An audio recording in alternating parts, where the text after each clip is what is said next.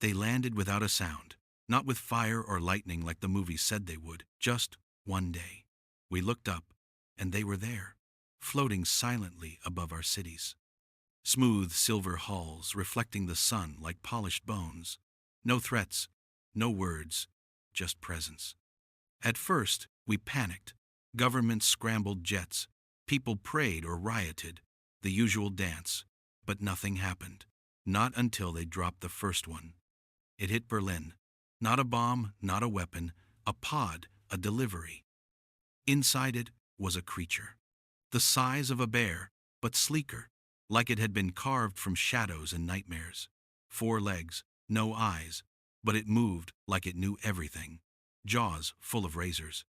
They called it the Nara beast later, but back then, the news just called it the Thing, and the Thing tore through a block of people before anyone could scream. They dropped more. London, Seoul, Sao Paulo, everywhere. Quiet drops. Precision horror. No message, no demand, just death. The alien species are enemies. They never spoke to us, never told us why, but we got the message. Die quietly. Except we didn't. I was 15 when the one hit Detroit. I remember the screams, the news choppers, the fire, but more than that, I remember the sound of something scratching at the back door of our apartment complex. My mom opened it. God, I don't know why she opened it. Maybe she thought it was a stray dog. It wasn't. It was a cub, a small one, probably no more than a few weeks old, if that. The same breed of death monster killing people in the streets. Only, it was injured, bleeding. One of its hind legs was twisted, and its breathing was shaky, like it was already dying. I'll never forget how Mom just stared at it. Me and my sister were frozen, expecting her to slam the door. Instead, she muttered, "It's a baby," and did the craziest thing I'd ever seen. She picked it up. We called him Scrap, because that's what he looked like leftover scraps of metal and bone. He didn't purr or bark or make any normal animal sounds. He just stared, constantly, watching, learning. At first, I didn't sleep. How could I? We had one of them in the laundry room, wrapped in a blanket and eating ground beef like a damn pet. Mom fed it, talked to it, even stitched its leg with a sewing kit and vodka. And then, one night, I walked past the laundry room and found it, licking her hand, gently, like a dog saying, "Thank you." That changed everything. We didn't tell anyone. Hell no. The world was in chaos. People were being shredded alive in the streets. And if anyone knew we had one of the enemy's monsters living in our home, they'd burn the place down. But Scrap wasn't like the others. He didn't kill. He followed, watched, and slowly learned. One night, he dragged a can of beans across the floor to Mom, like he'd seen us do at dinner. Another time, he mimicked my sister's laugh, not the sound, but the timing, as if he was trying to understand emotion. Over the weeks, we saw something terrifying. Intelligence. Not the kind that says hunt or kill. The kind that said, why? Why am I doing this? Why do they fear me? Why do I feel? Scrap started copying things. The way we tilted our heads, the way we leaned on walls, even the way we sighed after a long day. It was eerie, but not in a horror movie way, in a human way. And then, one day, Mom looked me in the eye and said something I didn't expect. "He's not a weapon anymore." That stuck with me. Outside, the world burned. Governments fell. Whole cities were turned to ash by the engineered beasts. But inside that apartment, something else was happening. One of the killers had become family. But nothing good lasts forever. Not in this world. Not in that war. Because the aliens, the ones who dropped the pods, they noticed what we did. And they weren't happy. They noticed. We didn't know how or when, but they noticed. Maybe it was surveillance tech. Maybe they had ways of reading energy patterns, heat signatures, brain waves, whatever advanced garbage they had in their shiny death ships. But the moment they realized humans were taming their monsters, the rules changed. It started small. A second pod dropped in Detroit, only 2 blocks from where we lived. Same model, same twisted, clicking hinges. The monster inside didn't go on a rampage, though. No. This one didn't even kill. It searched. For what? We didn't know. Until it came sniffing outside our complex. I remember how Scrap reacted. He'd never growled before. Never shown teeth, not even at the stray dogs that passed the window. But when that second one came, Scrap stood at the front door, his muscles tense like wire, his back legs coiled. Mom tried to calm him, whispering, "It's okay, baby," like that ever worked on a beast built for genocide. It didn't matter. Scrap knew what was outside wasn't like him anymore. Or maybe it was exactly like him, just not changed. That's when the noise started. The sound I'll never forget. It wasn't a roar. It wasn't even loud. It was this low, rhythmic clicking, like dry bones knocking against each other, like an old code, a language, the kind of sound that makes your skin crawl without knowing why. Scrap responded. He clicked back. Not loud, cautious, nervous, like someone unsure of what to say. The exchange lasted 10 seconds. 10 seconds of alien language outside our door, and then silence. The other creature left, just turned and walked into the alley, disappeared like smoke. Scrap didn't move for an hour. He just sat there, eyes locked on the door, trembling. When he finally looked up at us, I saw it. Fear? The thing engineered to slaughter humanity had learned to be afraid. After that night, things escalated. Not just in our city, but worldwide. The aliens weren't just dropping monsters anymore. They were sending corrections. The official term became cleansers. That's what the underground forums called them. Bigger versions of the beasts. Armored. Smarter. They didn't just kill people, they hunted down any Nara beast that showed signs of behavioral deviation. In short, they came to kill ones like Scrap. They'd realized their weapons were changing, adapting emotionally, and instead of fixing the flaw, they began wiping out their own experiments. Scrap stopped eating for a while after that. He sat by the back door like a ghost, silent and hollow. His fur lost that strange, iridescent shimmer. He barely responded when I touched him. Until the fire. It happened 2 buildings over. Middle of the night. No explosion, just a red bloom in the sky and the smell of melted metal. One of the cleanser-class monsters had found another domesticated one, someone else like us, who'd hidden one, cared for it. They didn't make it. We found the bodies the next morning. Not the Nara beast, the family. Burned down with precision. Government officials claimed it was a gas leak, but no one believed it. Not anymore. We had a decision to make then. Keep Scrap and risk being next. Or end it. Mom looked older that week, eyes sunken, fingers shaking when she stirred her coffee. But she never said it, not out loud. The thought hung in the air, unspoken but loud as a gunshot. That's when I made my choice. We ran. Not just out of Detroit. We joined the resistance. People don't talk about it much now, but there was a resistance. Not just rebels with guns, but scientists, hackers, ex-military, moms, teenagers, anyone who refused to roll over and die. And within that underground world, we learned something they'd been hiding from the public. Scrap wasn't the only one. There were hundreds like him. Domesticated, changed, evolved.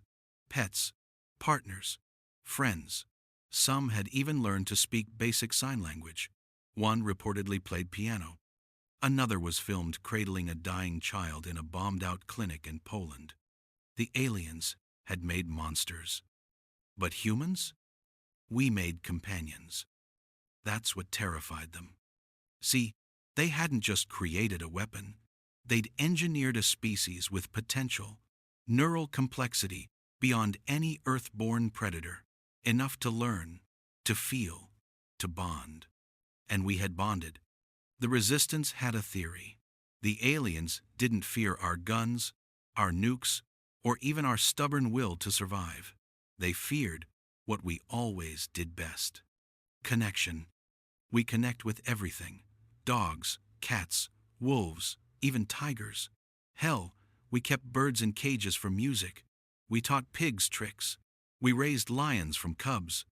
So when they dropped living weapons on us, thinking we'd die, they forgot one thing: we're the species that turned apex predators into lapdogs. And now we were doing it again with their perfect soldiers. But the cleanser units were getting more aggressive, harsher, smarter. The aliens were adapting too, just in the wrong direction. They thought erasing empathy was the fix. They thought making their beasts more robotic, more vicious, would correct the error. But you can't erase what's already learned. And they'd forgotten something else. Humans are contagious. Not biologically, emotionally. Spend enough time around us, and things change. Even alien murder machines. I saw it with my own eyes, 6 months after joining the resistance. We were holed up in an abandoned subway station outside Chicago, running intel on new pod drops. Scrap was with us, older, stronger, smarter. He wore a custom rig with armor plating and sensor tags. He wasn't just our pet anymore. He was one of us. That night, we got ambushed. 2 cleanser units broke through the tunnels, bigger than anything we'd seen before. 8 legs, heat-seeking optics, the whole terrifying package. We opened fire. It was chaos. Screams. Smoke. One of our crew, Daniel, got cornered. And then Scrap jumped. He didn't hesitate. He didn't flinch. He leapt between Daniel and the cleanser, taking the hit full in the ribs. We heard the crunch of bone, saw blood spray. And then, Scrap did something no Nara beast had ever done before. He roared. Not that dry, clicking language. Not that bone echo whisper. A real, guttural, angry roar. A roar full of emotion, pain, rage, loyalty. That was the moment I knew deep in my gut that he wasn't just an exception. He was the next step. A bridge between species. A living defiance of the aliens' plan. We got out that night. Barely. Scrap limped for days, but he lived. The footage went viral across the resistance network, and within weeks, we heard the rumors. Some of the cleanser units were hesitating, delaying attacks, pausing at the sight of humans with beasts by their sides. They were thinking, changing. Some of the enemy's soldiers were starting to break protocol. Because emotions were leaking into their code, the aliens tried harder. New monsters, neural resets, mass purges of their own soldiers. But it was too late. The infection had begun. We'd planted something inside their perfect weapons. A soul. Not given, not programmed, grown. Scrap never returned to being just a pet. He became a leader, a symbol. We fitted him with a voice modulator. Crude at first, then better over time. He learned to speak in broken English. His first word? Protect. His second? Family. We cried, all of us. Ugly, messy, exhausted crying. Because that's what this war had become. Not just survival. Not even revenge. But a rescue mission. Not just for us. But for them. They tried to build extinction. We built companionship. They dropped death. We raised love. And the monsters they made? We made them family. They started calling them turned. That's what the resistance labeled the ones like Scrap Nara beasts who had shifted, adapted emotionally, and broken away from their original programming. The term spread fast through the underground networks. Graffiti scrawled on ruined walls. The turned are with us. The turned protect. It gave people hope. But hope is dangerous in a world built on fear. The aliens noticed the trend and responded the only way they knew how, with extermination. They launched their reset phase, an operation that targeted every turned creature they could trace. Not just through pods anymore. They unleashed drones the size of children, small enough to crawl through vents, fast enough to outrun bullets. They weren't designed to kill humans this time. They were built to track empathy. You heard me right. These things didn't follow heat signatures or voices or movement. They followed behavior. Any creature, human or alien, that showed hesitation in violence, delay in attack, or acts of compassion was marked, tagged, burned. A dozen turned were lost in the first week, found curled up beside humans they tried to protect, slaughtered in places where they once felt safe, garages, barns, attics, places they'd learned love. The aliens weren't just purging weapons. They were trying to erase emotion. But what they didn't understand, what they couldn't understand, is that emotion doesn't die like that. You can kill a body. You can burn a memory. But you can't unlearn what it feels like to be loved. Scrap, he didn't take the losses well. Not at all. He stopped speaking for a while. His voice box sat silent for days. When we'd try to talk to him, he'd just shake his head slowly and walk off. He spent hours staring at old photos of other turned. Ones we'd lost. Ones who never got to fully become what he had. It broke him. It nearly broke us. But then the message came. It was barely a whisper in the net. A data packet sent from a resistance cell in Mexico City, encrypted with 5 layers of scramble, almost deleted by accident. Inside was a video. Grainy, shaky, but real. It showed a cleanser full armor, twice Scrap's size, standing face to face with a human girl no older than 7. The creature raised its claws. The girl just stood there, crying, and the cleanser dropped its arm. It turned and walked away. No one attacked it, no one moved, just silence. Then, something even crazier. The girl followed it. Out of frame, and that was it. We stared at that clip for hours, debated if it was real, argued about deep fakes, enemy propaganda, psychological warfare. But Scrap? He watched it once, then turned to me and said his third word, possible.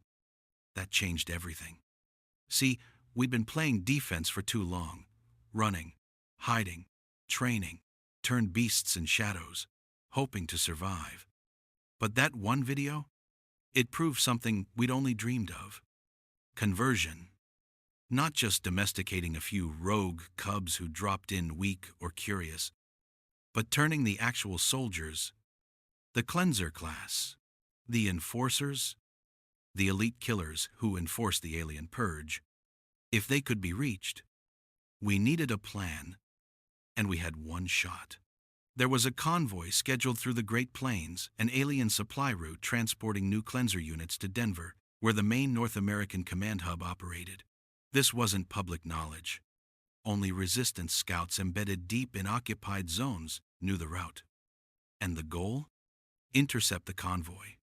Not to destroy it, but to make contact. Scrap insisted on leading the op. We tried to argue, said it was too dangerous, said he'd be killed on sight.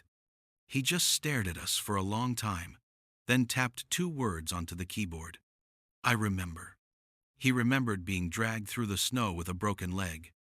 He remembered the pain, the fear, and he remembered a woman, my mother, kneeling down instead of pulling the trigger.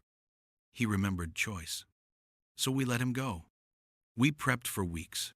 Camouflage, EMP grenades, neural dampeners, all the high-tech gear the resistance could scrap together. But the most important weapon wasn't any of that. It was Scrap's heart. The convoy arrived at dawn. 4 transport crafts, 2 escort flyers, ground troops. And in the middle, held in suspension cages, were the new cleanser models. They looked like death wrapped in chrome. 6 limbs, bladed tails, glowing optics that tracked heat and movement. No emotion, no hesitation, until Scrap stepped forward. He didn't attack. He didn't posture. He just walked slowly into the path of the convoy, unarmed, exposed, vulnerable. The moment they saw him, the lead flyer flared red and aimed its plasma cannons. We screamed into comms, Abort! Abort! But he didn't flinch. He stared at the nearest cleanser, eyes wide open, and then he did something none of us expected. He bowed, not in submission, in invitation. He placed his claws over his chest the way humans salute, and then extended one paw, claws sheathed. And for a long, horrible second, nothing happened. The wind blew across the field. Dust kicked up around them. Then the cleanser moved. One slow step, then another. The flyer still hovered above, its weapons locked, unsure of what to do without a target. The cleanser stepped close, inches from Scrap. It looked down at him. And then it did the unthinkable. It mimicked the gesture, paw to chest, then reached forward and touched Scrap's claw. The flyer fired anyway, screamed from above, cannons lit. But by then, we had already jammed the signal. EMP launched, scrambled everything. The flyer dropped like a stone. The field went dark. And when the smoke cleared, 2 cleanser units stood beside Scrap. By choice, they walked back with us, understood basic words, didn't speak yet, but you could see it in their eyes behind the glass and light. Curiosity, confusion, hope. It wasn't just possible anymore. It was happening. And the aliens? They panicked. We didn't hear from them directly, not at first, but their attacks became frantic, sloppy, more pods, more death. But the more they dropped, the more turned we raised. Not all of them made it. Some were too broken, too programmed. But enough survived. Enough chose. And the resistance grew. Not just human now, hybrid. Fighters with claws and hearts. Strategists who once tore cities apart but now defended them. Beasts that used to chase screaming families now cradled children during raids. Scrap became more than a symbol. He became a leader. The first of the turned. The ambassador between what we feared and what we rescued. And through it all, he stayed the same. Quiet, strong, protective, family. One night, while cleaning gear near the perimeter, I sat beside him, looked at the stars, wondered if the ones who created this hell were watching us still. He didn't speak, just sat there, tail curled around his legs, his big eyes reflecting moonlight. I asked him quietly, "Do you think they feel anything? The ones up there?" He turned to me, tapped once on his voice mod, then said a word I'll never forget. Soon. Scrap's soon wasn't a threat. It was a promise. We didn't know exactly what he meant at first. Maybe he was talking about a counterattack. Maybe he meant the war was shifting. Or maybe, just maybe, he meant that the aliens, the ones who thought they were above all of this, would eventually feel the very thing they'd engineered out of their creations. Loss. Because that's what this was now. A war over identity. Not land, not power, not even survival. It was about whether life could be controlled forever, or whether empathy, love, and loyalty would always break free eventually. And they were losing. It started with whispers. Entire patrol squads of cleansers going dark. Not destroyed. Missing. First, we thought it was internal sabotage, or that the aliens were purging their own troops too fast and leaving gaps. But then we found a journal. It wasn't handwritten, it was scratched into a wall of a subway tunnel just outside of what used to be Minneapolis. Deep claw marks, carved with painful precision. The words were shaky, repetitive. Don't want to kill anymore. They made me kill. I remember a song. I don't know what a song is. That wall said more than any intercepted alien broadcast ever could. Something was spreading. These weapons, born in silence, raised in blood, were waking up, one by one. And they were remembering us. Somehow, somewhere deep inside the code, buried in whatever neural pathways their creators gave them, we had planted something. not just behavior, not just mimicry, but something human. We called it the echo. That was the term scientists and behavior analysts in the resistance started using to describe the phenomenon. The echo was the ghost of contact, a memory of empathy passed from one turned creature to another, like a virus, but not of flesh, of feeling. The aliens must have sensed it too, because what came next was nothing short of annihilation. They dropped the black pods. These weren't like the others, no sleek silver, no noise, just matte black capsules that hit the ground like death itself. Inside weren't cleansers or Nara beasts. They were pure code. Self-replicating neural bombs. They didn't destroy buildings. They didn't target humans. They infected, turned minds. 3 of ours went offline in the first hour. Just froze mid-step, collapsed, gone. No screams, no resistance. Just a kind of silence, like they were being erased from the inside. The scientists confirmed it. The black pods emitted a targeted neurofrequency that scrambled the echo. It wasn't just a weapon, it was a lobotomy. A forced reset of all emotional growth. They were trying to unturn them. Scrap collapsed on the second day. I'll never forget it. We were running drills in the eastern woods, testing new equipment. He had just finished a course with a younger turned named Rika, a curious little one with mismatched eyes and a habit of collecting buttons. He bent down to help her fasten her harness. And then he just stopped, like a switch flipped. His breathing changed, slower, mechanical. His claws twitched. Then his eyes lost their color, that strange golden hue that always reminded me of sunrise. Gone. He stood up stiffly, like a machine, and for a moment, we thought we'd lost him. Weapons were raised. Screams filled the forest.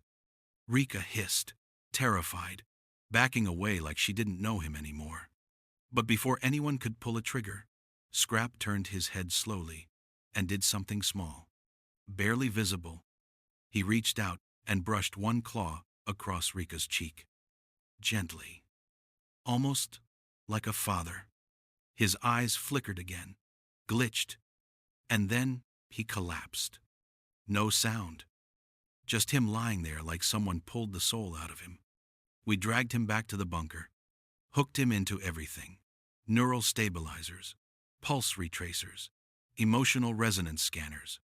He was alive. But his echo was dim, flickering. The lead resistance neurotech, Dr. Jensen, said it like this. He's still in there, but it's like shouting into a canyon. The self is too far to hear. We sat with him in shifts, trying everything, photos, videos, even music. Nothing worked. Until I told him a story. It wasn't anything deep, just the first night he came into our home. That broken leg, the way Mom fed him bits of beef, the way he licked her hand, and his claw twitched. Barely. But it moved. So I told more stories. About the first time he barked, yeah. He barked like a dog once and scared the neighbors. The time he got into the flour and tracked white powder everywhere.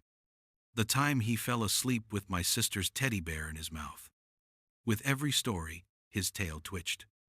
And then, after 2 days of nothing, he whispered one word.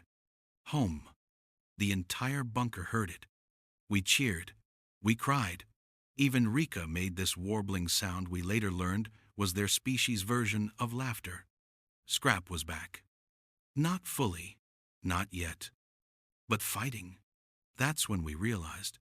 The echo wasn't fragile. It wasn't some lucky glitch or unstable evolution. It was resilient. And more than that, it was stronger than fear. The resistance shifted tactics. No more just shooting aliens and dodging patrols. We launched echo bombs, devices that played loops of emotional input sounds, of children laughing, lullabies, old family videos. We dropped them in conflict zones, near cleanser patrols. And the results were insane. Some units destroyed the devices instantly, but others froze. Some walked away. Some sat down. One reportedly lay down beside it and purred something we didn't even know they could do. We didn't win battles with firepower.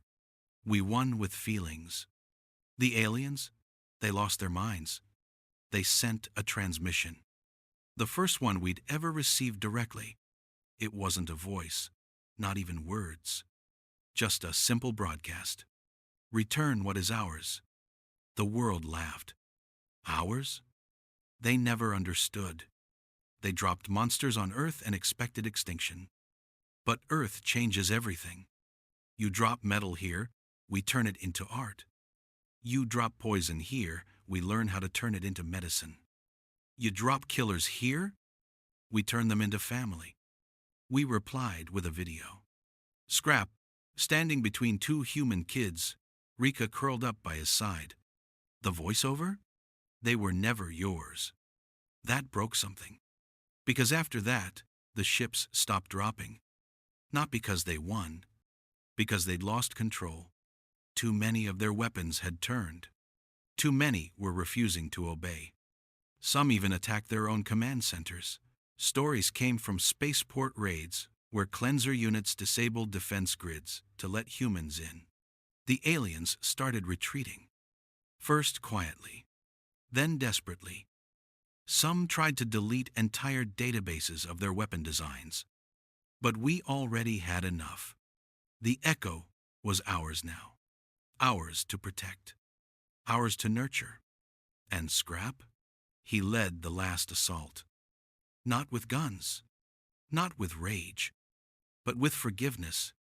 He stood at the mouth of the aliens' final base in Alaska, a buried structure they used to relay neural commands, and spoke through the loudspeaker. We do not want war. We want family. You made us empty. We filled each other. Choose. The base self-destructed. They couldn't face it. Couldn't accept that their weapons became more than them. But we didn't need them to accept it. We'd already won. Because the real war, it was never about species. It was about whether love could beat control. And in the end, love didn't just win. It converted the enemy. Victory didn't feel like fireworks.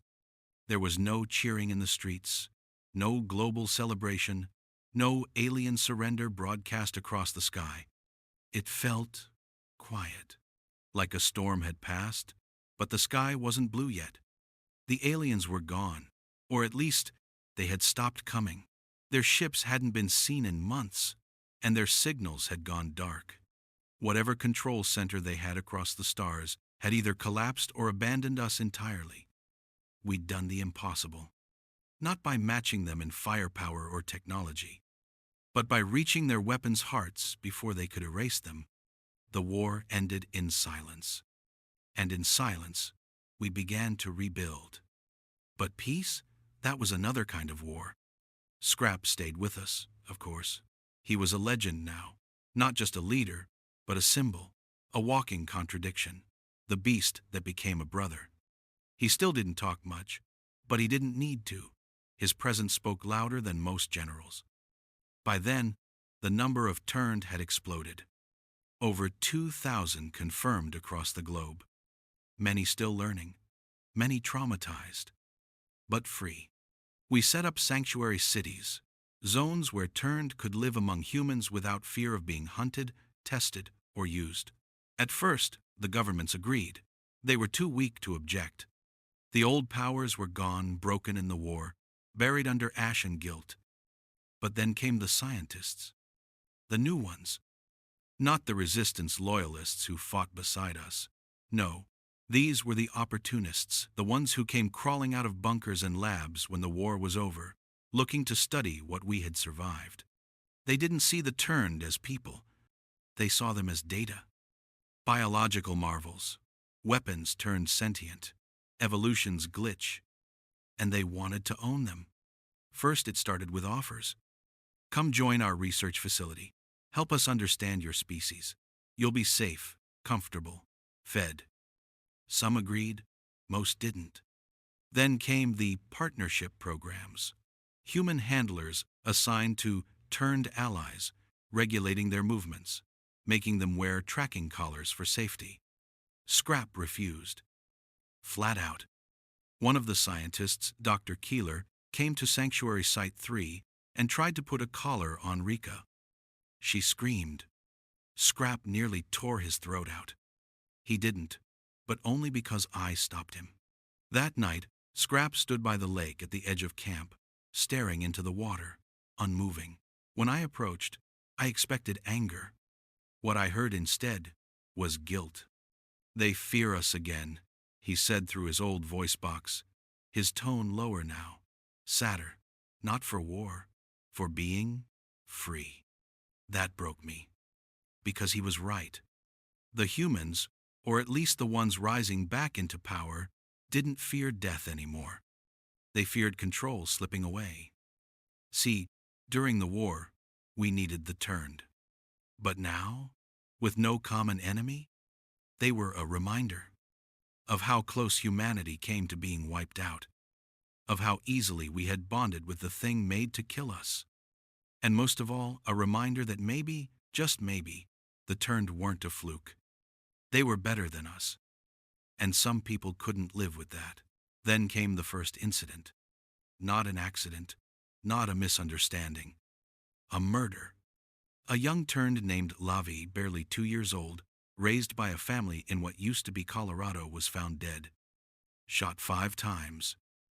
Execution style. The media barely covered it. Said it was territorial confusion. That the turned couldn't be expected to adjust to a post-war world without accidents. But we knew. We knew. Because the bullet casings were military grade. Because the words "go back to your kind" were carved into the wall above his body. Because humans never change all at once. Some just rot from the inside quietly. The camps began to split after that. Some wanted justice. Others wanted silence, afraid of restarting the war. The World Peace Coalition, a group formed from the remnants of the UN and 100 dying governments, issued a law. No turned may operate without a registered sponsor. It was slavery. Wrapped in paperwork. Rika vanished the next day. She'd been growing restless, smarter than all of us, crafty. We thought she'd gone rogue, but she hadn't. She'd gone to free others. We found her weeks later, leading a caravan of rogue, turned through the burned forests of northern Canada. 40 of them. Cubs, elders, hybrids, survivors. She wouldn't return. She didn't trust humans anymore. Could I blame her? I still remember what she said when Scrap begged her through the comms to come back. "You taught me love, but I don't want to live in a cage of it." That hit us harder than any weapon. We were losing them again. Not because of aliens, but because of ourselves. Scrap tried to fix it. He met with leaders, spoke at peace summits, pleaded for a better integration strategy, proposed voting rights, sanctuary expansion, emotional development education. He was called naive, even dangerous. A former cleanser named Orek, now fully turned and serving as a mediator in South Africa, was assassinated during a summit. Sniper. No suspects caught. The message was clear. Peace had a limit, and humans had drawn it. That night, Scrap looked at me and said the words I feared most. "I think we need to leave." I asked him where. He didn't answer, but I already knew. They'd been whispering about it for months, the turned, I mean. Some secret place in the old Arctic Circle, a place where satellites didn't scan, where maps didn't reach. They called it Narth. No one knew what it meant. Maybe it was a word from their old language, maybe one they made up. But it was more than a place. It was a dream. A place where no human law could follow. Where the turned could live not as pets, or weapons, or mistakes, but as people. Scrap didn't ask me to follow. He didn't need to. He just hugged me. Claws around my shoulders. A sound like a slow heartbeat in his chest. He said, "You made me real. I want to stay real." And then he left, with 50 others. They didn't tell us the route, didn't leave a map, just a note. "When you're ready to let go of control, come find us." That was a year ago. Since then, things have spiraled. The World Peace Coalition is cracking split between hardliners who want full-turned regulation and progressives who believe in integration. Newborn turned are being quietly taken by the state in some cities. For protection, that's what they say. Others have gone underground, raised in basements, hidden in closets. Some humans have started dressing like them, imitating their movements, copying their speech patterns. It's a weird trend, a mix of admiration and identity crisis. Meanwhile, turned sightings outside known zones are increasing. They move in packs now, silent, watching, not attacking, just waiting. Waiting for us to make a choice. Because that's what this all comes down to now. Not war, not peace. Choice. Can we accept a world we don't fully control? Can we live beside a species we didn't create, but learned to love? Or will we try to shackle what we don't understand again and lose it all? I don't have answers. All I have is a worn old photo. Me, Scrap, my sister, and Rika. Taken back when we believed peace was simple. I look at it every night. And I wonder, are they watching us? Are they hoping we'll get it right? Or have they already moved on? Built their own world without us? Sometimes, when the wind is still and the moon is high, I swear I hear it. The sound of claws in snow. The soft, clicking rhythm of language we still don't fully understand. And sometimes, just sometimes, I think I hear a word. Home. You can only ignore a storm for so long before it becomes the new weather. That's what life felt like a year after the turned left us behind. Whispers became headlines, headlines became law. And soon, fear became policy. The Harmony Protocol was introduced globally by the World Peace Coalition. What they told people was simple. Peace, order, structure. What it really was? A leash. Every turn still living inside recognized cities had to be chipped, registered, assigned a human handler with override authority. Some protested. Human rights groups screamed about ethics, but people were tired, not of war, but of uncertainty. Of the idea that something smarter, stronger, and more emotionally adaptive might share their world. The illusion of control is more important than actual safety. And that's how Harmony units were born. They were clean, white, uniformed, polite even. But under the skin, they were enforcers, former resistance fighters turned government contractors, equipped with anti-turned tech-sonic disruptors, memory scramblers, electro-rig cuffs that could disable a turn's neural control with one push. At first, they said it was voluntary participation. But when does anything involving force and fear stay voluntary?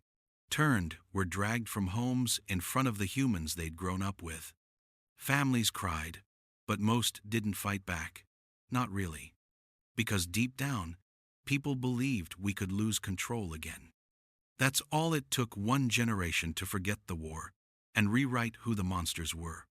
Scrap was gone. Rika, too. The ones who could have stopped this? They weren't here anymore. And so, we started losing everything we'd built, one law, one lie, at a time. I stayed quiet for as long as I could. I tried to work within the system, begged the WPC for compromise, for dignity, for trust. They let me speak at a summit once. I told them how Scrap once refused to kill a cleanser that turned too late, said, "He's still thinking, give him time." I told them about the night Rika brought a human infant out of a burning hospital with her fur singed and lungs full of smoke. I showed them footage of a turned mother nursing a baby raccoon like it was her own child. They clapped. Then they passed a motion to relocate all remaining urban, turned to wildlife management zones. As if we hadn't just spent a war proving these beings had souls. As if we hadn't spent years sleeping beside them, laughing with them, healing through them. And when I objected, when I called them cowards, colonizers, tyrants, they revoked my license, stripped my ID, marked me as a sympathizer. My home was searched. My communication feeds were shut down. I lost my clearance, my protection, my work, but not my memories, and not my purpose. Because somewhere out there, Scrap was waiting, and I had to find him. It took months. You can't exactly post a lost friend ad for a living alien hybrid war beast turned political fugitive. But if you know where to look, the right tunnels, the quiet roads, the edge of every no man's land where tech doesn't reach you, start to see the signs. Carved trees, stones arranged in tight circles, scorch marks that spiral instead of burn. Each one a message. Keep going. You're not alone. We're watching. And then, one night, in what used to be Alaska, beneath a sky so thick with stars it felt like falling into time, I found them. Or rather, they found me. I was half frozen, disoriented, walking in circles near a stretch of frozen lake. Then I saw movement. First one, then 3, then 15. Turned. Dozens of them. But not how I remembered them. They were taller, leaner.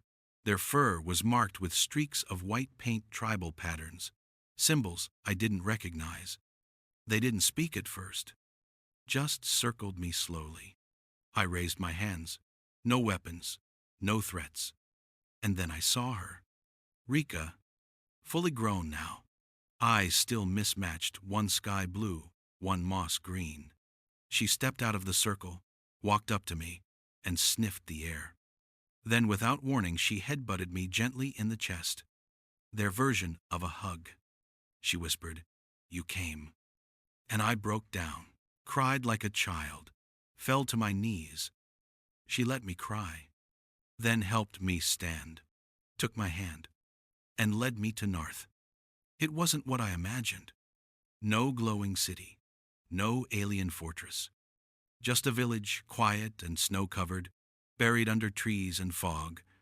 Homes carved into the sides of mountains, fire pits surrounded by carved stones, wind chimes made from broken tech and bone.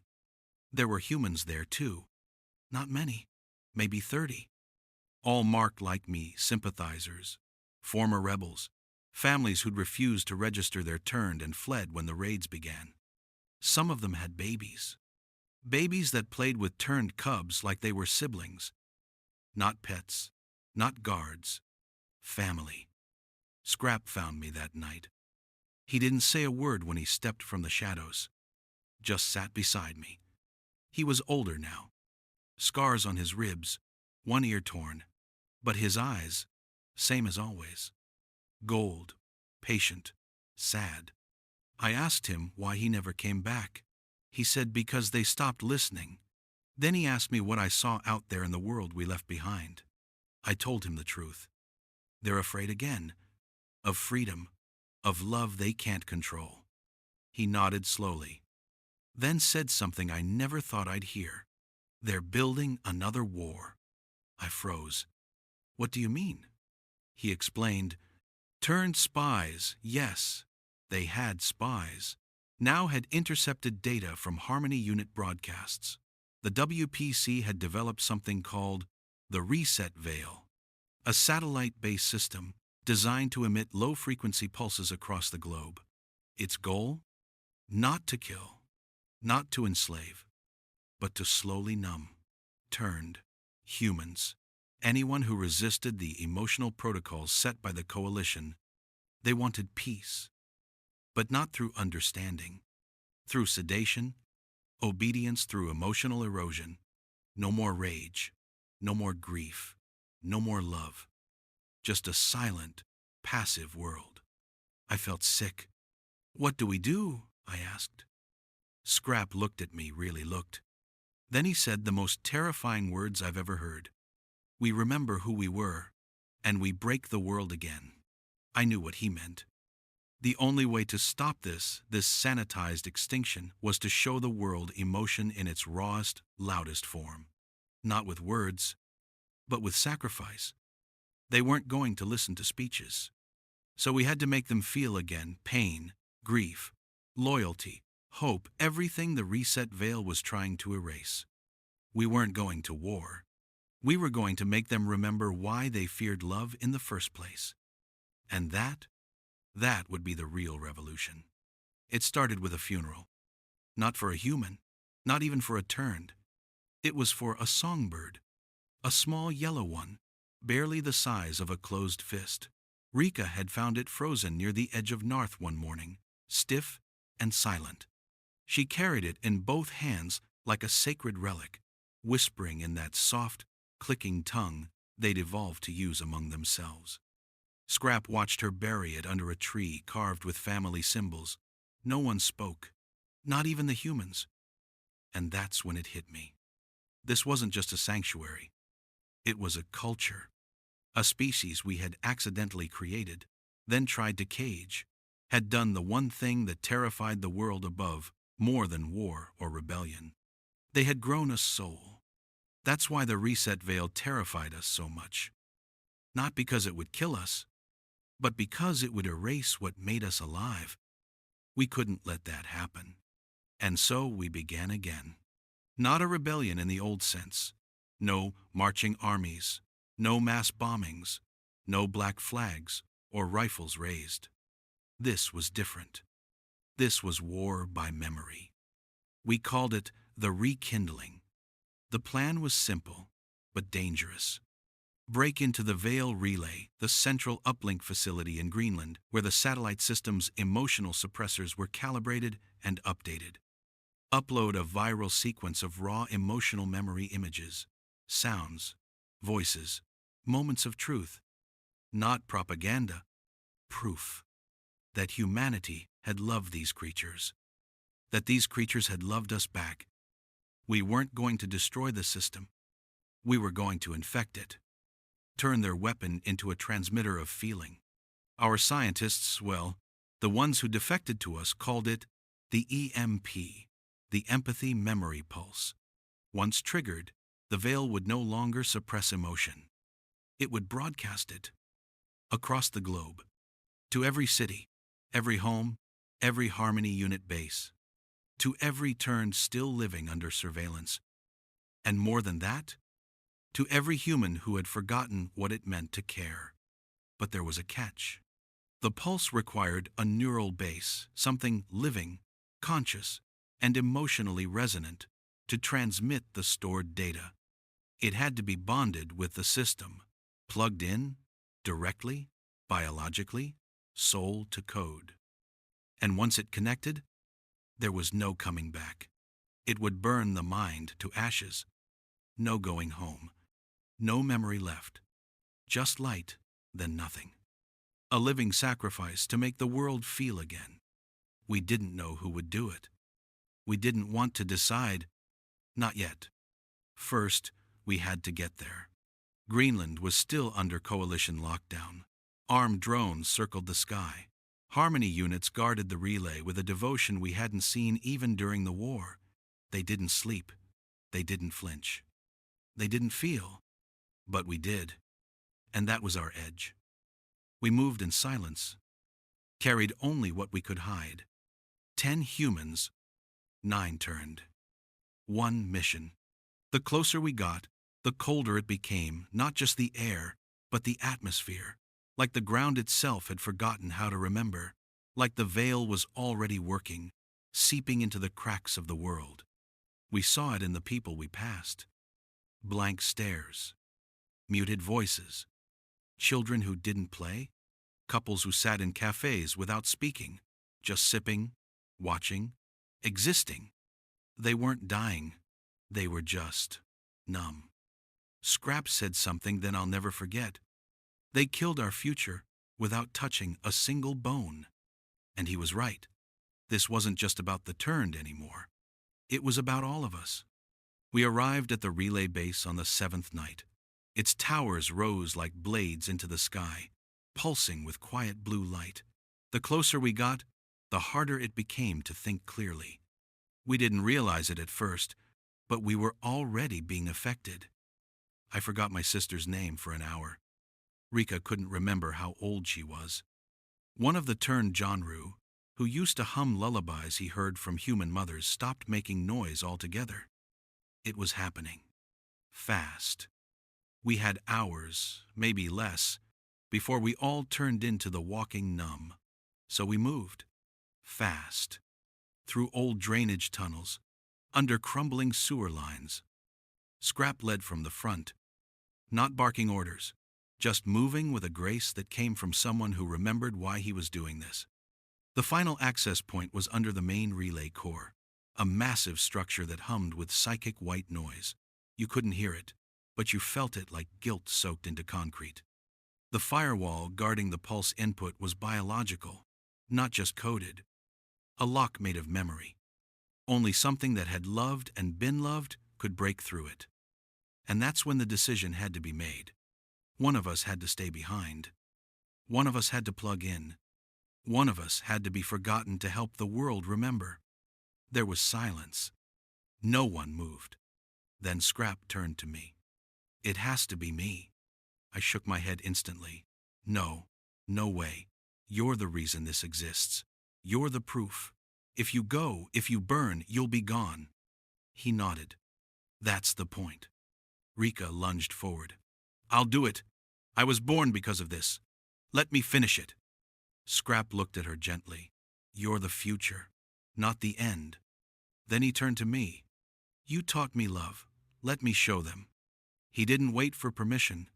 He stepped forward, placed one claw on the core interface, and the pulse began. I don't know how to describe what happened next. Not really. It wasn't light or noise. It was feeling. Every memory we'd stored, photos, videos, stories, voices, blasted outward in a silent scream. But more than that, Scrap himself began to pour into the network. His first snowfall, the night he licked Mom's hand, the pain of his broken leg, the joy of Rika's laugh, the moment he stood between a child and a cleansing unit, prepared to die, the first time he heard music, the last time he said, home. It all went into the sky, shot into the satellites. The veil trembled, and then shattered. Across the world, people gasped, like waking up from a coma they didn't know they were in. Tears in office towers, laughter in subways, a child hugging her mother for no reason at all. Harmony units shut down mid-sentence, dropping their weapons, blinking like newborns. In the wildlife zones, turned, collapsed in spasms, then rose up, howling, remembering who they were. And in Narth, the sky lit up like dawn. We'd done it.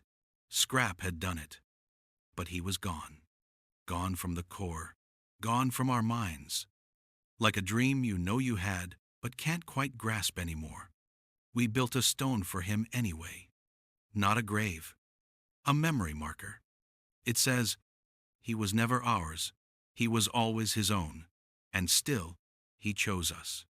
After the pulse, the world didn't explode. It exhaled.